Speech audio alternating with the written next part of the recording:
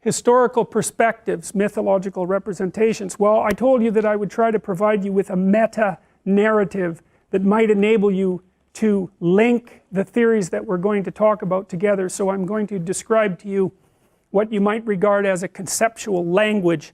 And as far as I can tell, it's the imagine that there are two kinds of things that you need to know. And I believe this to be the case. I believe that you need to know what the world is made of, and I suppose that's the proper domain of science.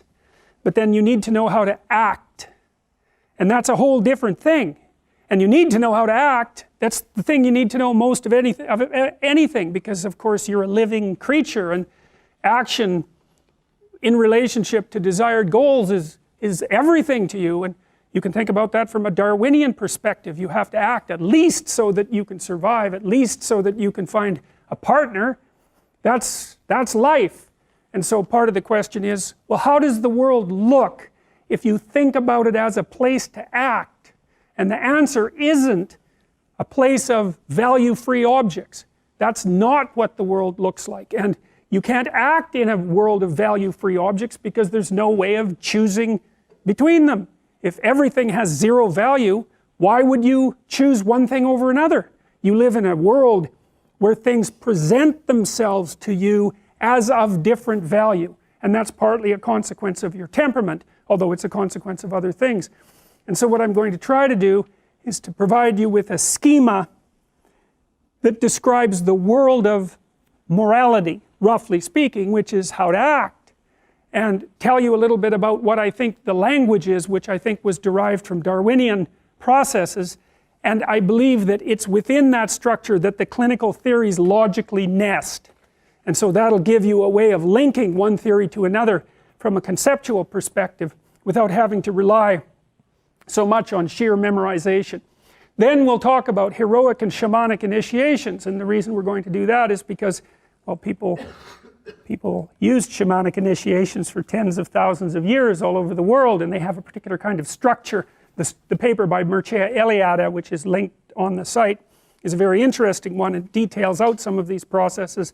There have been intelligent commentators like Henri Ellenberger, who wrote The Discovery of the Unconscious, which I think is an outstanding book, who linked the processes that the psychoanalysts uncovered in the late part of the 19th century and early part of the 20th century back to these more primordial rituals of personality transformation. And so we're going to situate ourselves in some sense in deep history, talking first about the underlying mythological landscape, then talking about archaic modes of personality conceptualization and transformation, and then moving from there into constructivism. And we're going to concentrate mostly on Jean Piaget, who was a developmental psychologist. Constructivists believe that you make yourself out of the information that you gather in the world. So you're an exploring creature. You explore specifically when the maps that you're using in the world are no longer orienting yourself properly, when they're producing errors. You go out and gather information and assemble yourself from the information that you discovered. Then the depth psychologists, Jung and Freud. I think with Jung, I'm going to walk you through some films. I'm not going to use the films per se. I'm going to use clips, stills from the film, but you know the film, so in chronological order. And I'm going to try to explain to you how you might use Jungian presuppositions to understand what the films are about.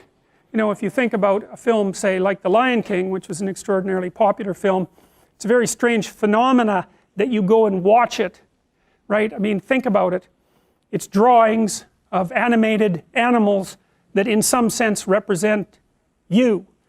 They're very low resolution, but you perceive them immediately as living things, and you attribute to them motivation and motive power and understanding. You do it automatically without even thinking about it. And there's a classic plot that lies underneath those stories, and the plots are very, very, very, very old, and that's why you can understand them. And the reason you can understand them is because life has a plot, or maybe it has a couple of plots, a multitude of plots, but life has a plot, and if it didn't, we wouldn't be able to understand each other. And so I'd like to illustrate that for you by analysis of some of these films. I think it's the best way to understand someone as sophisticated as Jung, who is very difficult to get a handle on. Freud, I'm going to do the same thing, although I am going to show you a film with Freud. I'm going to show you a film called Crumb, which is a documentary, and it's about a very badly enmeshed family and the attempts of the family members to, I suppose, escape it. I'll talk to you about Freud, I'll show you the film. That should give you a sense of Freudian psychopathology, which is a very difficult thing otherwise to understand. Then there's a midterm. The midterm is multiple choice. You'll do it in class. You'll have lots of time to finish it. It'll cover the material that we studied up to that point. Then we're going to talk